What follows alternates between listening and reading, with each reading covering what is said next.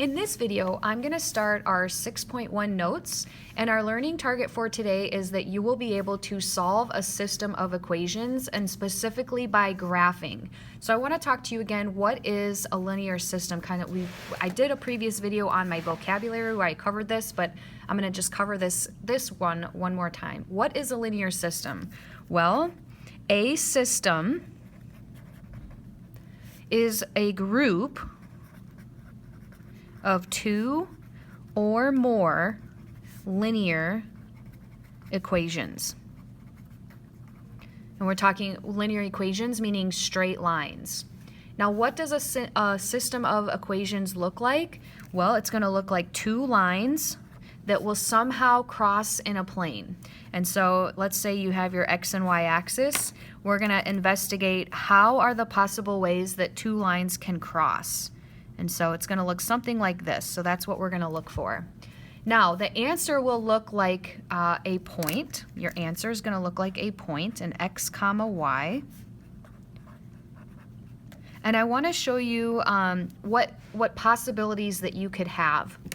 So there are three possible technical solutions, and I want to show you all three. I'll actually draw my grid for all three.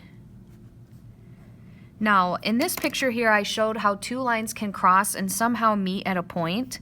So I'll draw that, it could be maybe a different kind of system, but a point where the two lines cross. But there are two other cases that you will see in this section.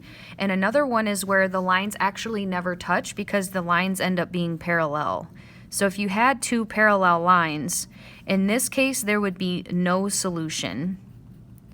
And then if, let's say, you have a system and they try to disguise the lines as different lines, you might see a case where you will actually draw the same line twice. So your system looks like different lines, but it's actually not, and then that would be infinite solutions. So your answers could be a point if your lines just cross one time, and that would be this kind of example. No solution if your lines end up being parallel. Or you could have infinite solution answer depending on if you had two lines disguised as different lines, but really they were the same line. So now we're actually going to do some problems. I have one problem here that kind of starts out as an application. I'll work through the whole thing with you. Now this application says, when would you use a system? Now Maria woke up one morning to find her basement flooded with water. She calls two different plumbers to get their rates. The first plumber charges $40 just to walk in the door to assess the problem, and then $10 an hour for the work. The second plumber charges a flat rate of $20 an hour, so no initial starting fee. The two equations that we would have here would be this. For our first plumber that charges $40 to walk in the door and charges $10 an hour would be this type of function. Y equals $10 per hour, I'm going to call my hour x, plus a starting fee of $40 just to come and check it out for their time. If you decide not to use them, they still get $40.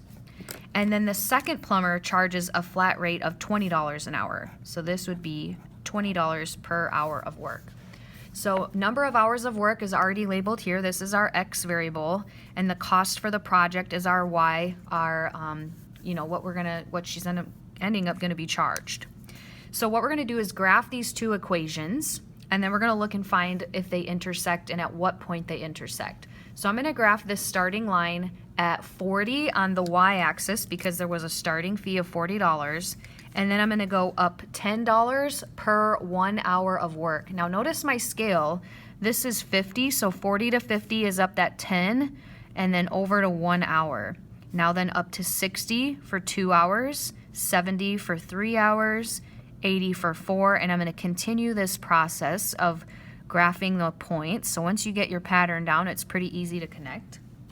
Now I'm going to put a line through each of those points here as best I can, keep it nice and straight.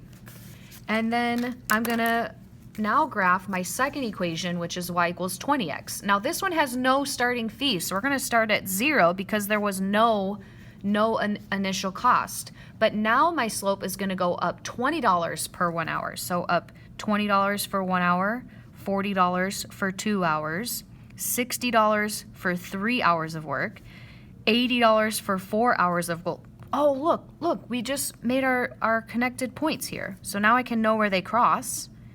And I'm going to just keep graphing and put a line through those purple points for my $20 an hour pattern. And I graphed and I noticed there was a point where these two lines connected, and the point here is at 4,80. So I'm going to write down over here that 4,80. So at what point? That was 480. And what does that mean? That means that the cost of these two plumbers, whether you pick plumber 1 or plumber 2, the cost for 4 hours for either is going to be $80. And so I'm going to write a sentence down there that says exactly what I just said. At 4 hours of work, the cost will be the same for either plumber.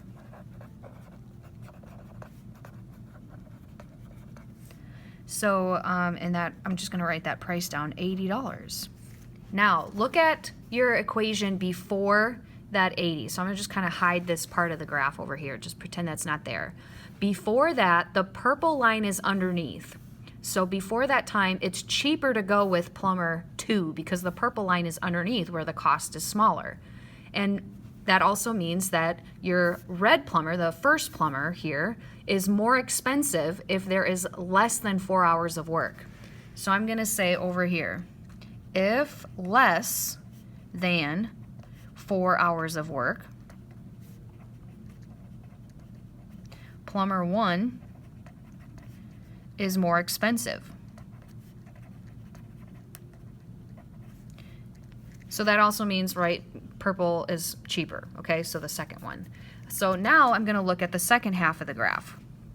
So now from the point where they meet, if I look at the second half of the graph, notice how the orientation changes. Now the red line is underneath, meaning at your hours of work, the cost is going to be cheaper because he only charges $10 an hour versus 20, right? So at this point now, the cost for the first plumber will be cheaper, but after 4 hours. So we're going to say if more than 4 hours of work needs to be done, then plumber, P-L-U-M-B-R,